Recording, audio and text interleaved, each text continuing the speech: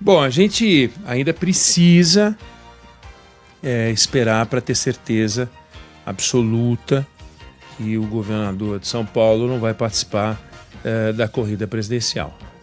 Não dá para ter certeza absoluta, é muito provável que ele vá para a reeleição e os números das pesquisas estimulam o Flávio Bolsonaro a seguir em frente. O que a gente vai ter, portanto, como disse o presidente do PSD, Gilberto Kassab, uma candidatura de esquerda, muito estruturada, com muita força. O candidato Lula é um candidato fortíssimo. Todo incumbente é fortíssimo. Quem conseguiu mudar isso foi o Jair Bolsonaro. Conseguiu um feito. Foi o único incumbente que disputou a reeleição para presidente e perdeu. Alguém vai dizer, mas falta histórico no Brasil, porque a gente não tem uma tradição de reeleição. Quando você pega a história brasileira, ao contrário dos americanos, que tem uma história longa de reeleição, você pode dizer X% dos presidentes americanos se reelegeram, papapá. Aqui é complicado, porque o Fernando Henrique criou a reeleição para ele, não existia, ele foi lá e inventou para ele, se reelegeu. Aí o Lula se reelegeu, aí a Dilma se reelegeu. Então, você tem 3 que se reelegeram. Aí o Bolsonaro não se reelegeu.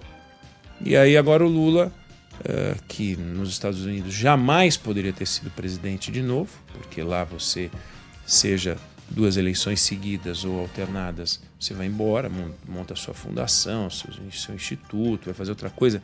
Lá o cara não volta nem para Senado, deputado, prefeito, governador, só no Brasil, que é essa coisa curiosa, né? O sujeito saiu daqui, por exemplo, o Itamar Franco foi presidente, depois resolveu ser governador. O presidente Sarney depois foi ser senador. Enfim, mas é Brasil brasileiro, né? Do jeito que a gente organiza a política. Então tem um candidato muito forte, que é o candidato Lula.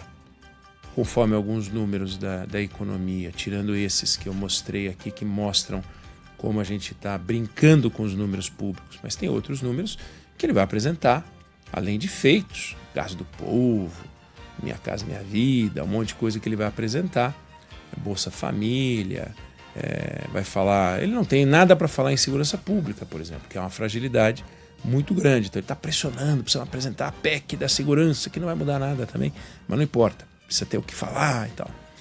Então, um candidato muito forte.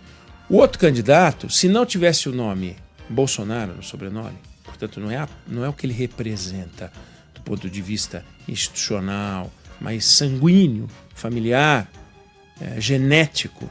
Se ele não tivesse esse sobrenome, ele não seria citado. Estaria atrás de alguns, sei lá, se é que ele ia pensar em ser. Mas aí ele chama Bolsonaro. Qual é? Não sei, é Bolsonaro. Podia ser Eduardo Carlos, tem um que é vereador de Balneário Camboriú, que é curiosíssimo. Quando você presta atenção, você tem que prestar muita atenção para entender o que ele fala. Daí quando você entende, você vê que o que ele fala não faz sentido, mas não importa. Se ele fosse candidato, ele não ia estar com 1%, ele ia estar com 20%, porque é um Bolsonaro, então tem uma vantagem extraordinária. E aí você tem uma estrutura política que está tentando achar uma alternativa a isso.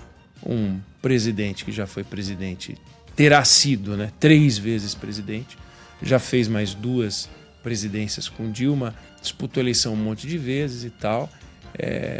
O Lula, se reeleger e terminar o mandato dele, que 20 anos, ele vai passar o Getúlio Vargas. Getúlio Vargas ficou de 30 a 45, depois de 50 a 54, 19 anos.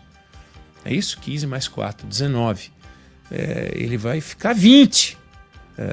4 vezes 4, 16. Não chega, Não chega. 4 vezes 4, 16. Quase igual o Getúlio Vargas. Que é impressionante. É uma coisa inacreditável. Vai ser o mais longevo da história recente. Eu fiz a conta errada aqui. Dei um de Haddad. Então, você vai ter uma eleição muito curiosa. Se a sociedade sair da polarização, que é no que aposta Gilberto Kassab, e muita gente aposta também, porque ninguém é fã, todo mundo, nem todo mundo que odeia o Lula ama o Flávio Bolsonaro, e nem todo mundo que odeia o Flávio Bolsonaro ama o Lula.